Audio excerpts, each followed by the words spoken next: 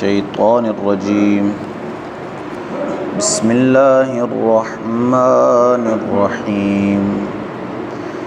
ما يود الذين كفروا من أهل الكتاب ولا المشركين أن ينزل عليكم من خير من ربكم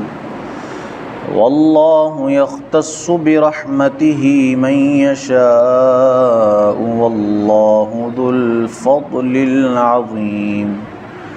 ما ننسخ من آية أو ننسها نأت بخير منها أو مثلها ألم تعلم أن الله على كل شيء قدير صدق الله مولانا العظيم الصلاة والسلام عليك يا سيدي يا رسول الله وعلى آلك وأصحابك يا سيدي يا حبيب الله الصلاة والسلام عليك يا سيدي يا نبي الله وعلى آلك وأصحابك يا نور ما يود الذين كفروا من اہل الکتاب ولا المشرکین، وہ جو کافر ہیں کتابی یا مشرک، وہ نہیں چاہتے ان ينزل علیکم من خیر من ربکم، کہ تم پر کوئی بھلائی اترے تمہارے رب کی طرف سے، واللہ یختص برحمتہ من یشاء، اور اللہ اپنی رحمت سے خاص کرتا ہے جسے چاہے، واللہ ذو الفضل العظیم، اور اللہ بڑے فضل والا ہے۔ اس آیت کا شان نزول یہ ہے کہ مدینہ کے کچھ یہودی مسلمانوں کے ساتھ خیر خواہی کا ڈھونگ کیا کرتے تھے اور منافقانہ طور پر ان سے کہتے تھے کہ ہم تمہارے خیر خواہ ہیں، تو ان کی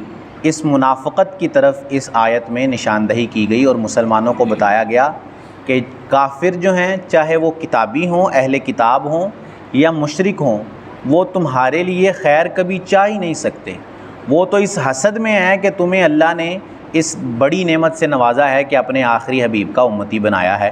اور تمہارے نبی کو اس نے قرآن عطا کیا ہے، وہ تو اس حسد میں ہی جلتے رہتے ہیں، وہ کبھی تمہاری خیر نہیں چاہتے۔ یہ جو دعویٰ کرتے ہیں خیر کا، یہ محض ڈھونگ ہے اور ان کی منافقت ہے، اور اسی کی طرف اللہ عز و جل نے اس آیت میں اشارہ فرمایا۔ ما ننسخ من آیت او ننسها نأتی بخیر منها او مثلها، جب کوئی آیت ہم منسوخ فرمائیں یا بھلا دیں تو اس سے بہتر یا اس جیسی لے آئیں گے۔ الم تعلم ان اللہ علی کل شیء قدیر، کیا تجھے خبر نہیں کہ اللہ سب کچھ کر سکتا ہے؟ تو منسوخ یہ قرآنی ایک حکم ہوتا ہے۔ نسخ کہتے ہیں کہ ایک پچھلے حکم کو آنے والے نئے حکم کے ساتھ منسوخ کر دینا، ختم کر دینا، یعنی شروع اسلام میں کوئی حکم موجود ہو، اس کو کسی بعد میں آنے والے حکم کے ساتھ ختم کر دینا، یہ نسخ کہلاتا ہے۔ اب جب نبی اکرم صلی اللہ تعالیٰ علیہ وسلم تشریف لائے اور قرآن آپ کو عطا کیا گیا، اس میں پچھلی شریعتوں کے یعنی کئی احکامات حضرت عیسیٰ علیہ السلام کی شریعت کے اور کئی احکامات حضرت موسیٰ علیہ السلام کی شریعت کے، ان کو منسوخ کر دیا گیا، ختم کر دیا گیا۔ تو اس پر یہودیوں اور مشرکین نے بہت اعتراض کیا کہ پہلے جو حکم موجود تھے اس کو منسوخ کیسے کیا جا سکتا ہے، تو اس کا رد فرمایا اس آیت میں کہ اگر ہم کسی آیت کو منسوخ کرتے ہیں، ختم کرتے ہیں یا اس کو بھلا دیتے ہیں، تو اس کا مطلب یہ نہیں ہے کہ وہ جو منسوخ کی گئی آیت ہے وہ ہمارے نبی نے اپنی طرف سے کی ہے، بلکہ وہ ہم خود کرتے ہیں اس لیے تاکہ ہم اس سے بہتر کوئی حکم لائیں یا کم از کم اس کی مثل دوبارہ سے ایک حکم نازل کر دیں۔ بعض اوقات جو نسخ ہوتا ہے،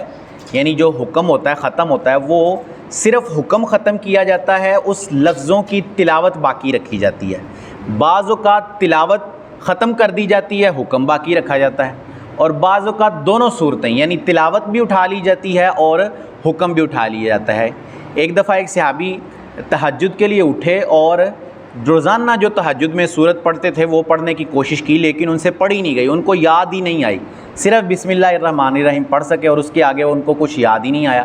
تو انہوں نے صبح اپنے ساتھیوں سے کہا کہ اس طرح مجھے وہ سورت یاد ہی نہیں رہی، تو انہوں نے بھی یہی کہا کہ ہمیں وہ سورت ہمیں بھی بالکل بھول گئی، کہ ہمارے بھی ذہنوں میں نہیں ہے وہ صورت، پہلے ہمارے حافظوں میں موجود تھی، اب وہ ہمارے ذہنوں میں بالکل ختم ہو گئی ہے۔ تو یہ بات نبی اکرم صلی اللہ علیہ وسلم کو انہوں نے بتائی، تو رسول اللہ نے فرمایا کہ آج کی رات اس صورت کو اٹھا لیا گیا، اس کی تلاوت بھی اٹھا لی گئی اور اس کا حکم بھی اٹھا لیا گیا، حتیٰ کہ آپ نے فرمایا کہ اگر کہیں کسی کاغذ پر اس کے نقش لکھے ہوئے تھے تو ان کو بھی اٹھا لیا گیا، بالکل بلا دی گئی۔ یہی اللہ نے فرمایا کہ او ننسہا، یا تو ہم منسوخ کریں، یعنی اس آیت کا حکم بدل دیں۔ جیسے شروع اسلام میں شراب جائز تھی لیکن بعد میں شراب کو حرام قرار دے دیا گیا، اس طرح اور کئی معاملات شروع اسلام میں جائز رکھے گئے تاکہ لوگ اسلام کی طرف مائل ہوں، لیکن آہستہ آہستہ کر کے ان احکامات کو ختم کر دیا گیا، منسوخ کر دیا گیا۔ تو اب یا تو حکم منسوخ کر دیا جاتا ہے یا پھر تلاوت منسوخ کر دی جاتی ہے، اور یہ جو صورت تھی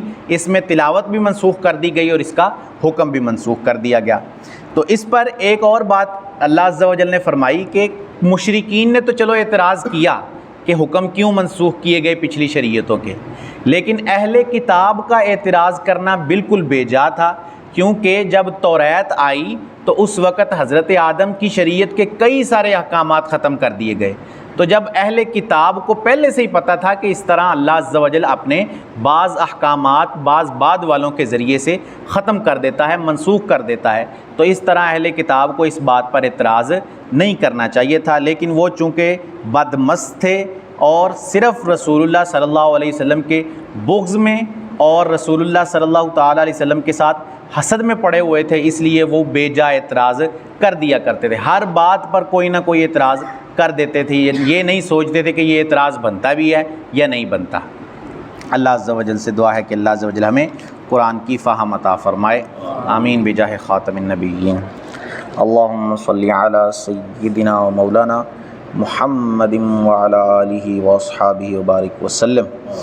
اللہم انت السلام ومنک السلام والیک یرجع السلام، حینا ربنا بالسلام وادخلنا جنت دار السلام، تبارکت ربنا وتعالیت یا ذا الجلال والاکرام، ربنا آتنا فی الدنیا حسنۃ وفی الآخرۃ حسنۃ وقنا عذاب النار، ربنا اغفر لی ولوالدی وللمؤمنین یوم یقوم الحساب۔ اللہم انا نسألک العفو والعافیۃ والمعافاۃ الدائمۃ فی الدین والدنیا والآخرہ، ربنا انت ولینا فی الدنیا والآخرہ، توفنا مسلما والحقنا بالصالحین، وصلی اللہ تعالی علی رسولہ خیر خلقہ محمد وعلی آلہ واصحابہ اجمعین برحمتک یا ارحم الراحمین۔